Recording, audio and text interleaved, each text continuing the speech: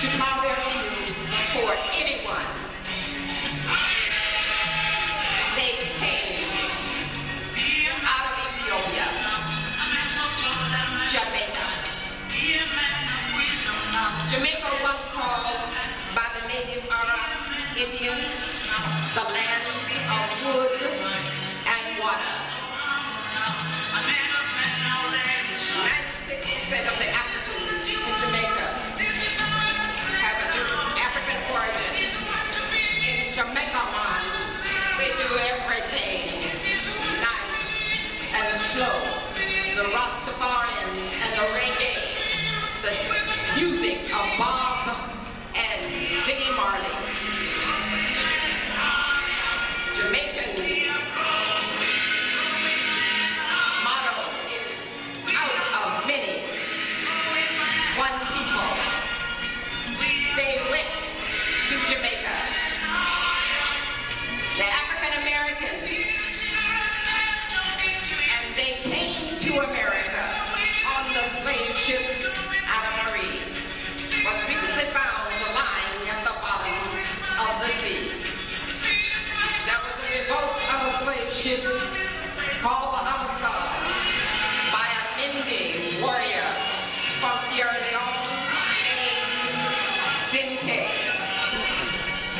Slavery ended in America in 1863, but African Americans did not receive their civil rights until 1964. And one of the many traditions brought to America by the slave tradition is marriage ceremony of the jumping of the broom, and thus begin the history of the African Americans, once called the colored when they came, then the Negro, and in the 60s when the African Americans began to find their voice, they called themselves black. Malcolm X preferred African Americans because it gave them a connection to the motherland, the Pan-African ideology. Congratulations. Slaves were not the first blacks to arrive in the Americas. Columbus personally reported that when he arrived in the Americas, blacks were already present. Africans known as the Moors traveled around the world before Columbus sailed. Today, there are nearly 36 million African Americans in the Americas. Over 91% of the eligible workforce participate in the workforce. There are approximately 8 million African Americans with college degrees, and there are more African women with college degrees than males, white males per capita. And despite the portrayal of the media that there are approximately 7 million Americans on the public welfare system, 4 million are designated as white Americans, and only 2.5 are designated as African American. And the statistics also indicate that 60% of the African American population are middle class to rich, not on the poverty level. And from out of Africa, they came to the Americas.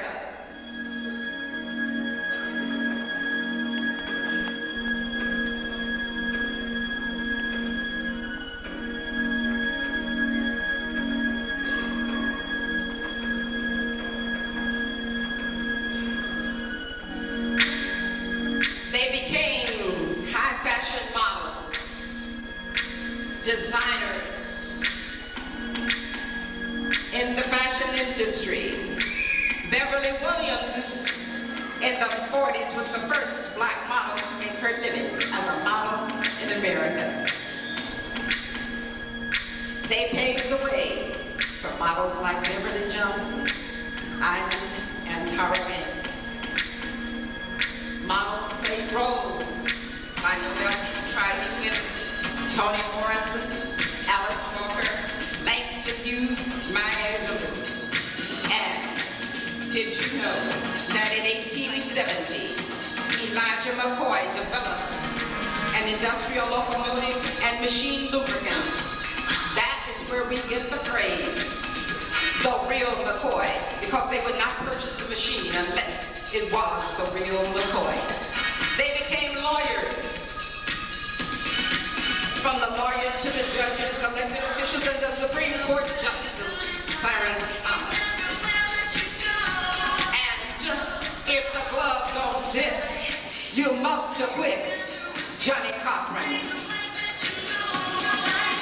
In 1896, the case of Presley versus the Board of Education versus Ferguson, that public places were separate but equal.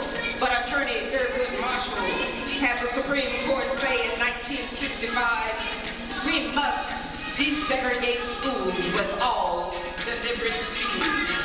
And Rosa Parks, the mother of the Civil Rights Movement, tired of sitting up, getting up to move to the back of the bus, refused to get up and was arrested. And in 1963, Dr. Martin Luther King Jr. delivered his famous I Have a Dream speech during the March on Washington. And they became actors and actresses, photographers, and I'm ready for my close-up, Mr. DeVille. Award-winning producers, directors, as Sidney Poitier in 1927 won the first Academy Award and Hattie McDaniel as the first female. Actors like Sammy Davis Jr., Lena Horne, Dorothy Dandridge could perform before segregated audiences, but they could not enter through the front door.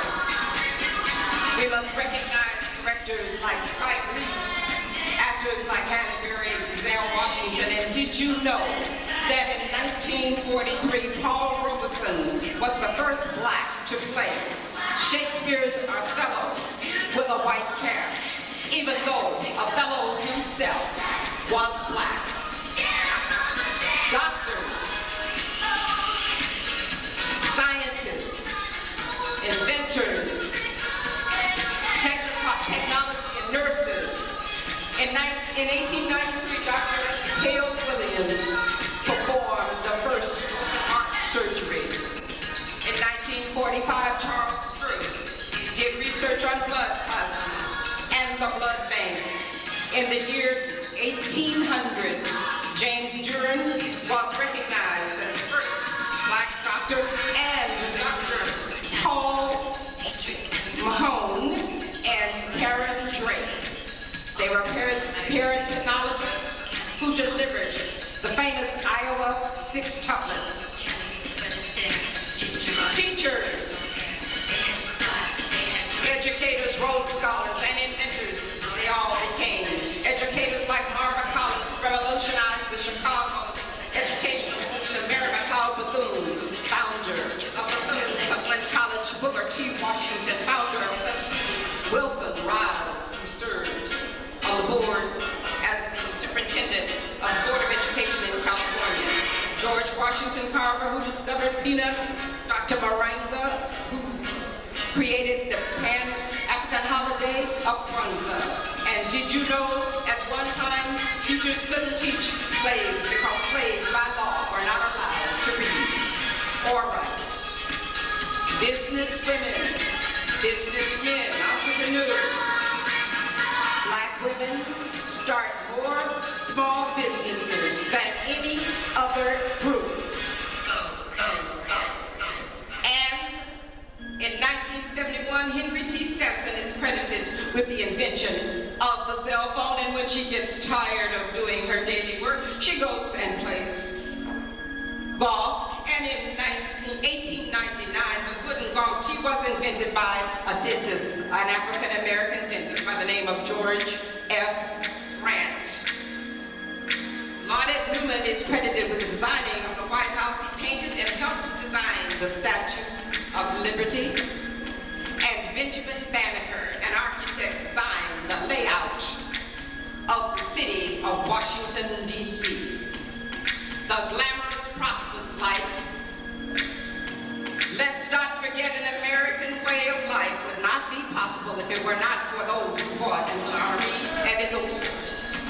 African-American men and women started serving in the wars before the country was actually formed.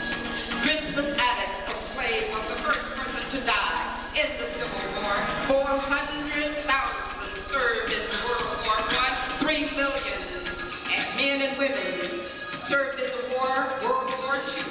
3 million African Americans served in World War II, and 30% of the Army was made up of the Army in the Desert Storms and in 180,000 Buffalo Soldiers, which were the first Army union signed by the President to serve in the Civil War, and more than 33,000 of those Buffalo Soldiers died. In 1941, the Tuskegee Airmen were Air Force bombers, and they escorted 1,578 missions, destroyed 261 enemy aircraft, and won over 850 medals, and never lost a bomber. The last chapter of the African American, Pan-African American contributions have not been written yet. One of our students may become president of the United States, and we must prepare them. So the Pan-African story continues. It's not just African American history, not just Pan-African history, it is world history, it is American history. Ladies and gentlemen, from out of Africa.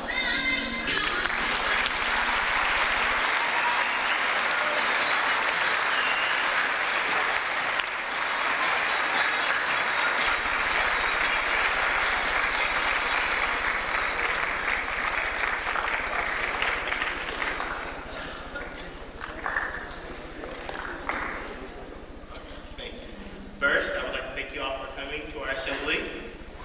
And then I would like to thank our three advisors, Mr. Mike Lamasa,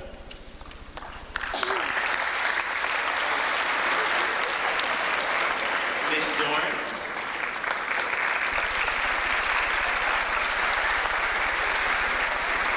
and Ms. Simpson.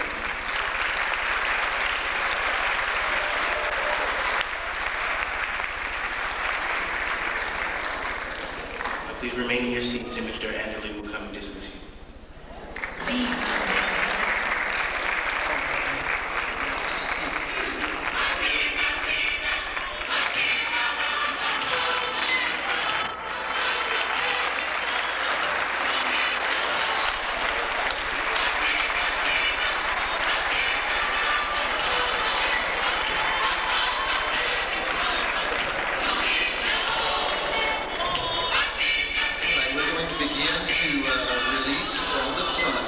Simpson's class will be the first to go.